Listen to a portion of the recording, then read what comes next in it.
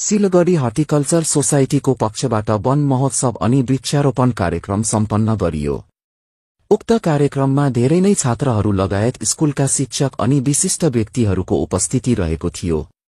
कार्यक्रमको सुरुवातमा अतिथिहरूलाई खदामालासँगै पुष्पगुच्छा प्रदान गरियो। उक्त कार्यक्रमको मुख्य उद्देश्य वृक्षारोपण रहेको थियो भने कार्यक्रममा वृक्षारोपणमाथि जोड दिँदै अतिथिवर्गद्वारा वृक्षरोपण गरेपछि स्याहार सुसारको खाँचोबारे बताए।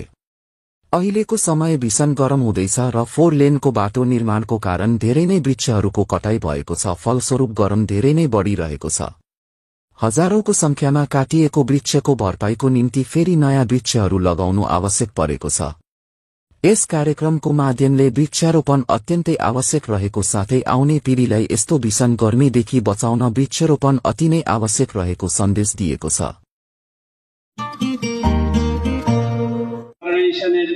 যারা বসে আছেন স্টুডেন্ট মেয়েরা, বোনেরা, ছেলেরা এবং দিদিরা, আমাদের মেম্বারসরা এবং সাংবাদিক ভাই বোনেরা, তারপরে জানাচ্ছি মঞ্চে উপবিষ্ট আছেন ডিএচও সাহেব, কাউন্সিলর দিলীপ বর্মন প্রেসিডেন্ট, তারপরে জেনারেল সেক্রেটারি প্রশান্ত সেন মহাশয় এবং আমাদের সমস্ত সদস্যবৃন্দ সকলকে।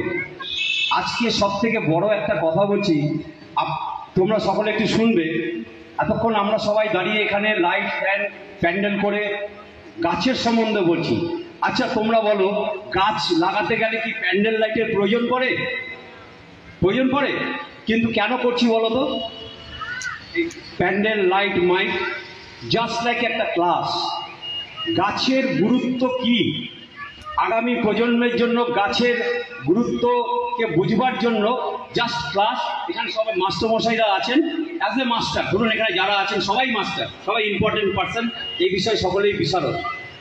তারা তোমাদেরকে এবং আমাদের সকলকে বোঝাবার জন্য জাস্ট একটা ক্লাসরুম ভাবতে পারো। গাছ লাগাতে কোনো প্যান্ডেলের প্রয়োজন পড়ে না, কোনো আমোদ অনুষ্ঠানের প্রয়োজন পড়ে না, কিন্তু আমরা অনেক মেহনত করে এই বাচ্চারা আসবে রোদে, পূর্বে বসবে কোথায়, এই সমস্ত চিন্তা ভাবনা করে এটা করি এবং জাস্ট লাইক একটা ক্লাসরুমের মতন তৈরি করে এই মঞ্চটাকে তৈরি করা হয় এই উদ্দেশ্য করে।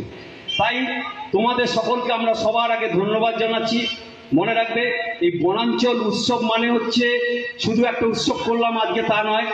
এই উৎসবটাকে আমরা এই ছোট ছোট ভাই বোন, সাংবাদিক ভাই, মেম্বার সকলের উদ্দেশ্যে জানাচ্ছি যে আমাদের শুধু মাইকে বক্তৃতা নয়, এটা তোমাদেরকে বোঝাবার জন্য।